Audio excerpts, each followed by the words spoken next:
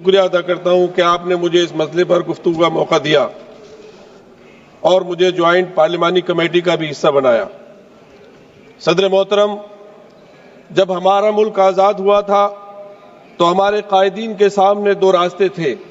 وہ راستے کیا تھے اور کس نے پیش کیے تھے یہ اب غیر اہم ہے۔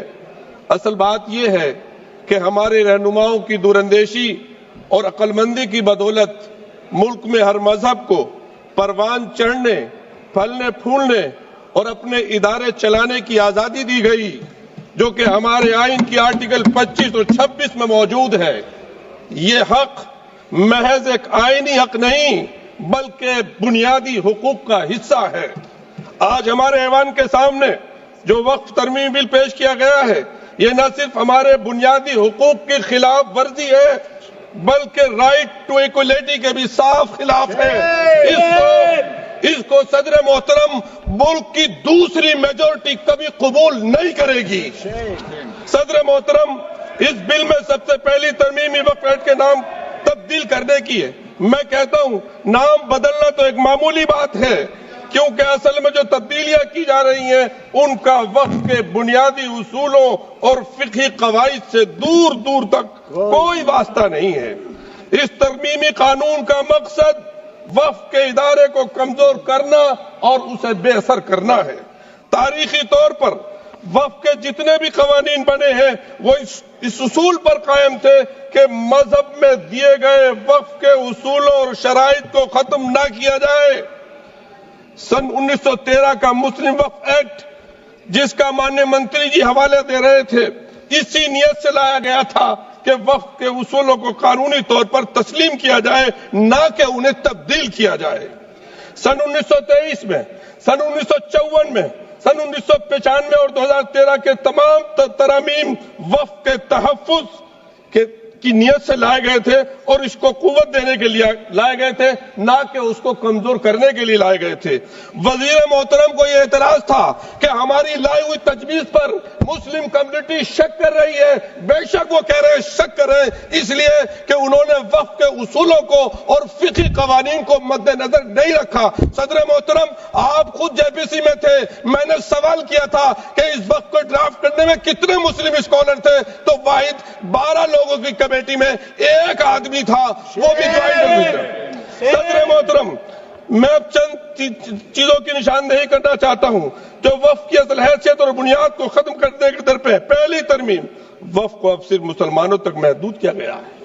میں دل پر ہاتھ رکھ کر کہہ سکتا ہوں، صدر محترم، ایک ذاتی واقعہ بیان کرتا ہوں۔ پارلیمنٹ کی مسجد کے سامنے رہ کر سارے دیش واسیوں کے لیے دعا کرتا ہوں۔ میں اب دعا کیسے کروں گا جب یہ محدود کر دیا جائے گا؟ میں ایک واقعہ آپ کو بیان کر رہا ہوں۔ ابھی راجستھان میں گیا، تجارہ کے پاس ایک گاؤں حسن پور ہے، اس شادی میں گیا، اذان کی آواز آئی، میں نے کہا یہاں مسجد کہاں ہے بھائی؟ جب مسجد دیکھی وہ بڑی سندر مسجد تھی، میں نے پوچھا یہ مسجد کیسی ہے؟ انہوں نے بتایا کہ یہاں 400 سال پہلے کوئی درویش تھے، اس پیڑ، وہ پیڑ بھی ابھی باقی ہے، وہ یہاں بیٹھتے تھے اور یہاں سے ہمارے ہندو مہاراجا جی گزر رہے تھے، ان کو بیماری تھی، وہ ٹھیک نہیں ہو رہے تھے، کسی نے کہا کہ ان سے دعا کرا لیجئے، انہوں نے دعا کی، وہ ٹھیک ہو گئے۔ بعد میں جب گئے تو مہاراج نے کہا کہ اپنے لیے دعا کرا کے رہے، تمہارا وارث کوئی نہیں ہے۔ وہ پھر دوبارہ گئے اور اللہ نے ان کی دعا کو۔ ہمارا دیش صوفی رشی منیوں کا دیش ہے، یہ ولیوں کا دیش ہے، یہ تمام دھرموں کی جو روحانی شخصیات ہیں ان کا دیش ہے۔ آپ دعا کرنے سے روک رہے ہیں سر، غیر مسلم کو وقف کرنے سے روک رہے ہیں۔ آپ سر گزشتہ سر ایک اس کے علاوہ مسلمانوں کو بھی اپنے ایمان کا ثبوت دینا ہوگا۔ سر میں امام ہوں، امام حرم مکے کا حرم بھی کسی شخص کو یہ سرٹیفکیٹ کے لیے مجبور نہیں دے سکتا کہ وہ پریکٹسنگ مسلم ہے۔ جب کوئی پریکٹسنگ مسلم ہوگا ہی نہیں تو وقف کیسے ہوگا سر؟ وقف تو ختم ہو جائے گا۔ سر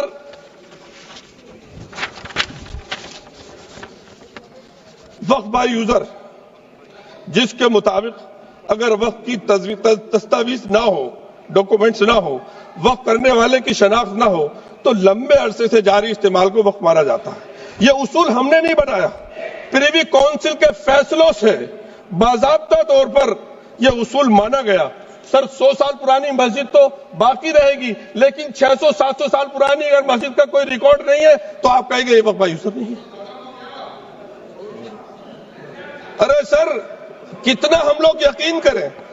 تیسری ترمیم بورڈ کے انتخابات کو ختم کر کے اسے مکمل سرکاری ادارہ بنایا جا رہا ہے. دلی کی مثال ہے اس کی.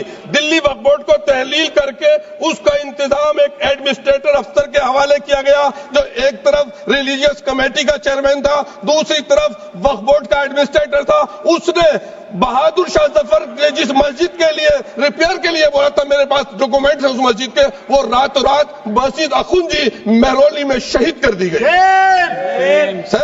سر اس سے ایسا میسج آئے گا.